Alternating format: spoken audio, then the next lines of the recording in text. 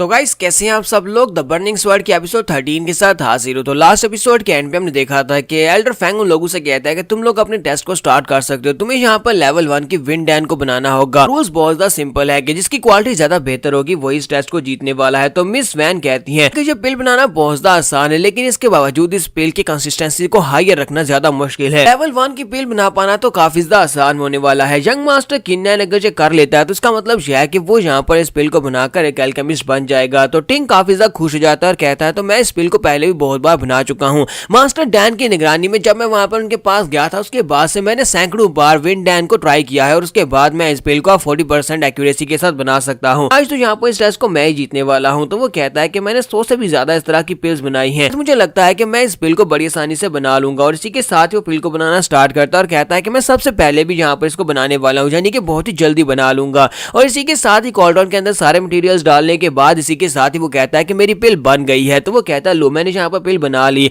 तो Elder Fang उस पिल को हाथ में पकड़ते हैं और कहते हैं कि ये क्या, ये पिल तो वाकई में 40% क्वालिटी वाली है, यानी कि एक मिडिल क्लास की पिल है, जो बहुत ही अच्छी बात है। भागता हुआ आगे बढ़ता है, किन्नैन के पास जाता है और कहता है कि तुमने तो अभी तक स्टार्ट भी नहीं किया, मुझे लगता है कि तुम्हें विंड डैन के बारे में पता ही नहीं है कि इसको कैसे बनाया जाता है, या फिर तुमने ये देख लिया कि मैंने इतनी तेजी के साथ पिल बना लिया और तुम यहाँ पर इसलिए गिव अप करना चाहते हो क्योंकि तुम बहुत ज्यादा डर गए हो। तुम्हारा किन्नैन उसे कहता है कि तुम्हें क्या लगता है कि तुमने यहाँ पर इस पिल को ज्यादा तेजी के साथ बना लिया है, मैं इस पिल को सिर्फ और सिर्फ 10 सेकंड में बना सकता हूँ, क्या तुम इस बात के पर विश्वास करोगे। तो टिंग उसे कहता है कि बकवास बंद करो, तुम सिर्फ मजाक कर रहे हो, 10 सेकंड में इस तरह की पिल को बनाना नामुमकिन है, तुम इस पिल को 10 सेकंड में बिल्कुल भी नहीं बना सकते। मुझे तो नहीं लगता कि तुमने इस पिल को पहले कभी बनाया भी होगा, जिसने इस पिल को पहले कभी बनाया ना हो वो 10 सेकंड में पिल को कैसे बना सकता है। तो हमारा किन्नैन उसे कहता है तुमने बिल्कुल ठीक कहा, मैंने आज से पहले इस पिल को बिल्कुल भी नहीं बनाया। के साथ ही लूट आई उसे कहते हैं कि मुझे लगता है कि लड़के तुम्हारी एरोगेंस की कोई लिमिट ही नहीं है, तुम बस यहाँ पर जानबूझकर इस तरह की बातें किए जा रहे हो, तुम यहाँ पर बहुत ज्यादा डरे हुए हो कि तुम्हारी इंसल्ट हो जाएगी। हमारे यंग मास्टर टिंग ने बड़ी आसानी के साथ मिडिल क्लास की विंड डैन बना दी, इसी वजह से अब तुम यहाँ पर शुरू भी नहीं करना चाहते। मुझे ये बात अच्छी तरह से पता है कि आज से पहले तुमने कभी भी अल्केमी परफॉर्म नहीं की, अगर तुमने कभी परफॉर्म की होती तो तुम्हें पता होता कि किन फैमिली का यंग मास्टर किन्नैन जो है वो एक अल्केमिस्ट है और अल्केमी परफॉर्म कर सकता है। हमारा किन्नैन वहीं पर बैठ जाता है और कहता है कि तुम सभी लोग यहाँ पर बहुत ही जल्दी देखोगे कि मैं कैसे 10 सेकंड में तुम्हारे सामने एक पिल बनाकर रखता हूँ। और विंड डैन को बनाना तो बहुत ज्यादा आसान काम है, इस बात से फर्क नहीं पड़ता कि तुमने पहले यहाँ पर कितने 100 बार इसको प्रैक्टिस किया हुआ है, कितनी 100 बार तुम यहाँ पर इस पिल्स को बना चुके हो, बस यहाँ पर इस बात से फर्क पड़ता है कि तुम्हें पिल बनाना आता है या नहीं।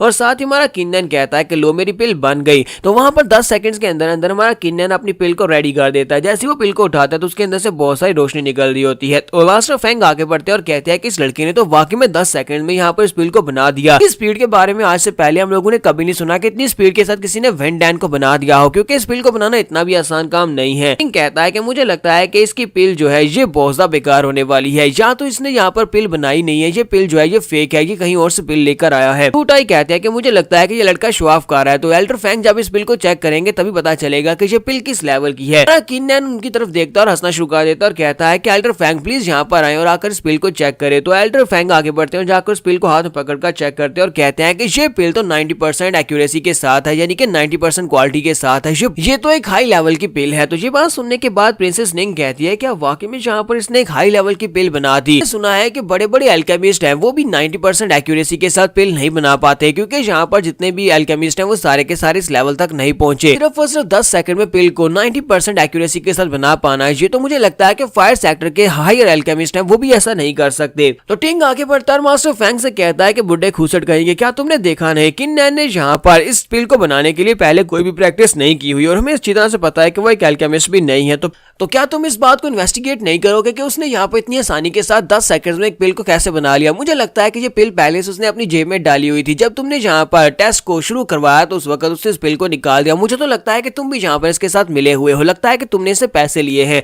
ये बात सुनने के बाद मास्टर फैंग गुस्सा हो जाता है और मास्टर फैंग उसके मुंह पर एक थप्पड़ दे मारते हैं। जैसे ही उसके मुंह पर थप्पड़ पड़ता है इसी के साथ ही लिन चलाकर उसे कहता है कि तुम्हारी हिम्मत कैसे मुझे थप्पड़ मारने की, मैं अभी लिन फैमिली के लोगों को बताता हूँ और लोग यहाँ पर आएंगे और तुम्हें मार डालेंगे, साथ ही तुम्हारे पूरे के पूरे सिटी लॉर्ड के पैलेस को भी बर्बाद कर देंगे। लूट आई आगे बढ़ता और कहता है कि मास्टर फैंग ये भी बच्चा है, प्लीज इस बच्चे को माफ कर दें, इसका गुस्सा जो है वो इसके कंट्रोल में नहीं है, मैं इसकी तरफ से माफी मांगता हूँ। और साथ ही वो सोच रहा होता है ये कमीना यहाँ पर मुझे भी अपने साथ मरवाएगा, करके मैंने यहाँ पर बीच में पढ़ के एल्डर फैंग को शांत करवा दिया, क्योंकि एल्डर फैंग की कल्टीवेशन हम दोनों से ज्यादा है, अगर वो चाहे तो हम दोनों को उठाकर बाहर फेंक सकते हैं। तो एल्डर फैंग जो होते हैं वो मौके का फायदा उठाकर उसे कहते हैं कि ठीक है तुम दोनों यहाँ पर पैलेस से बाहर चले जाओ, या फिर तुम दोनों यहाँ पर दोबारा से कम्पीट करना चाहते हो, अगर चाहते हो तो फिर यहाँ पर दोबारा से पिल बनाने का कंपटीशन होगा, अगर नहीं तो फिर यहाँ से वापस चले जाओ। किसी के साथ हमारा किन्नन जो होता है वो कहता है कि मास्टर फैंग अब जबकि ये लोग यहाँ पर पार्टिसिपेट करने के लिए आए तो क्यों ना हम लोग यहाँ पर अपनी स्ट्रेंथ के साथ कम्पीट कर ले, क्योंकि पिल में तो ये हार गया, यानी कि ये पिल्स बनाने में इन्हें लगता है कि मैंने चीटिंग किया, तो क्यों ना हम लोग यहाँ पर फाइट करके देख ले। टिंग जो होता है वो से कहता है हाँ क्यों नहीं, मैं तुमसे फाइट करने को तैयार हूँ, मुझे नहीं लगा था कि तुम इतने ज्यादा बहादुर, अब जबकि तुमने यहाँ पर खुद से प्रस्ताव रखा है तो फिर ठीक है, मैं तुमसे फाइट करूंगा, मैं तुम्हारे चैलेंज को एक्सेप्ट करता हूँ, मैं यहाँ पर तुम्हें जरूर मार डालूंगा। और साथ ही वो अंदर से सोच रहा होता है कि मुझे पता है कि ये लड़का बॉडी ट्रेनिंग के 4th लेवल पर है, तो मैं इसे बड़ी आसानी से मार सकता हूँ और अपने भाइयों का बदला ले सकता हूँ। इसी के साथ ही टिंग लू टाई से कहता है कि मैं यहाँ पर तुमसे वादा करता हूँ कि अगर तुमने मुझे इस बार रोकने की कोशिश की तो फिर मैं तुम्हें भी मार डालूंगा, इसलिए चुपचाप साइड के ऊपर खड़े रहो। तो लू टाई वहीं पर साइड के ऊपर खड़ा हो जाता है और कहता है चलो फिर ठीक है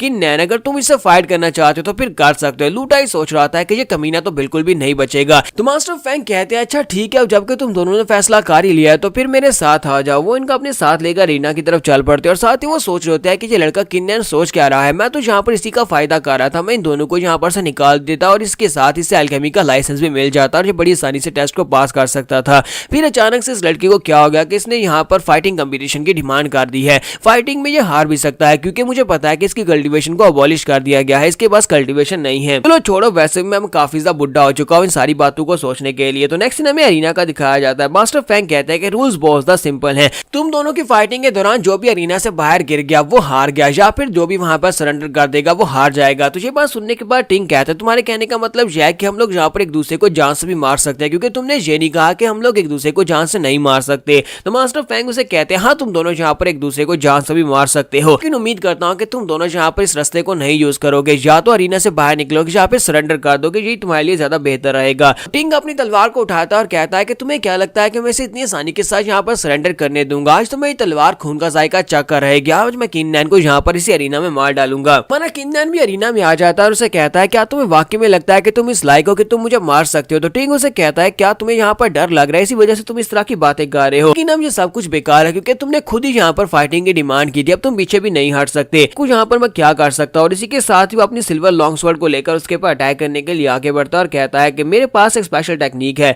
जो कि लेवल 3 की परफॉर्म टेक्निक है, जिसे स्वर्ड ड्रिंकिंग ब्लड कहते हैं। इसी टेक्निक के साथ हमारे किन्नन के ऊपर अटैक करने के लिए उसके करीब पहुंच जाता है। तुम्हारा किन्नन उसे कहता है कि तुम्हें क्या लगता है कि मेरे पास कोई तलवारबाजी की टेक्निक नहीं है। इसके साथ ही हमारा किन्नन अपनी शूरा स्वर्ड टेक्निक को यूज करता है। वो अपनी शूरा टेक्निक को यूज करते हुए उसके ऊपर अटैक करने के लिए उसके पीछे पहुंच जाता है। तो वो कहता है ऐसा कैसे हो गया, ये इतना ज्यादा फास्ट कैसे है? तुम्हारा किन्नन बड़ी तेजी के साथ उसके पीछे पहुंच जाता है और उसके कंधे के ऊपर अटैक करता है। उसके कंधे के ऊपर अटैक करता है, उसका कंधा जख्मी हो जाता है, ब्लड निकलना शुरू हो जाता है और वहीं पर ग्राउंड के ऊपर गिर जाता है। और इसी के साथ हमारा किन्नन उसके ऊपर बहुत सारी स्ट्राइक्स लगाता है जिससे वो वहीं पर नीचे गिरकर मर जाता है। तुम्हारा किन्नन कहता है कि लो यहाँ पर मैंने एक और कचरे को ठिकाने लगा दिया, जबकि लू टाई उसे कहता है कि ये तुमने क्या कर दिया, तुम्हारी हिम्मत कैसे हुई लिन फैमिली के यंग मास्टर को जान से मारने की?